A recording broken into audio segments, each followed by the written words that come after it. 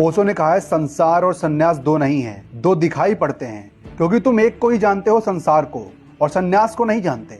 इसीलिए तुम संसार के आधार पर ही सन्यास की कल्पना भी करते हो। तुम्हारे सन्यास की धारणा भी तुम्हारे संसार से ही फलित होती है। तो तुम उनको सन्यासी कहते हो जो तुमसे बिल्कुल विपरीत हैं। तुम कहते हो देखो कैसे महान सन्यासी बिना जूते पैदल चलते हैं, नग्न रहते हैं, धूप में खड़े हैं, वर्षा झेलते हैं, घास पात में सोते हैं। कैसे सन्यासी? तुम्हारे सन्यास की धारणा भी तुम्हारे संसार से फलित होती है। तुम्हारे लिए जनक सन्यासी नहीं हो सकते, कैसे होंगे महल में हैं। तुम्हारे लिए कृष्ण सन्यासी नहीं हो सकते, कैसे होंगे मोर मुकुट बांधे खड़े हैं, बांसुरी बजा रहे हैं। नहीं, तुम्हारे लिए वे सन्यासी नहीं हो सकते। लेकिन जब तुम्हारी बुद्धि की गुलामी समाप्त होगी और तुम्हारे भीतर का सत्व मुक्त होगा, तब तुम जानोगे कि मोक्ष सब जगह है। दुकान उसके लिए बाधा नहीं है, मोक्ष सब जगह है। साम्राज्य उसके लिए बाधा नहीं है, क्योंकि मुक्ति तुम्हारी अपने अनुभव की दशा है।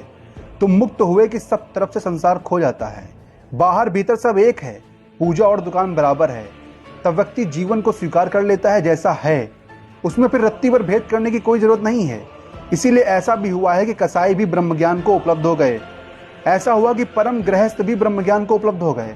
और ऐसा भी होता है कि सब छोड़कर भागा हुआ सन्यासी भी भटकता रहता है और ब्रह्मज्ञान को उपलब्ध नहीं हो पाता। यहाँ पे ओशो कहना चाहते हैं कि मुक्त होने के लिए तुम्हें कहीं जाने की जरूरत नहीं है, हिमालय जाने की जरूरत नहीं है, भगवा वस्त्र पहनने की जरूरत नहीं है।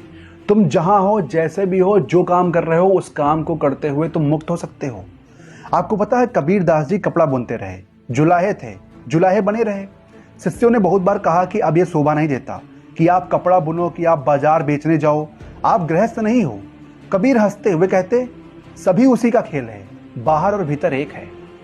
जिस दिन तुम ये जान गए कि बाहर भी वही है, भीतर भी वही है, उस दिन तुम्हें कहीं जाने की जरूरत नहीं है।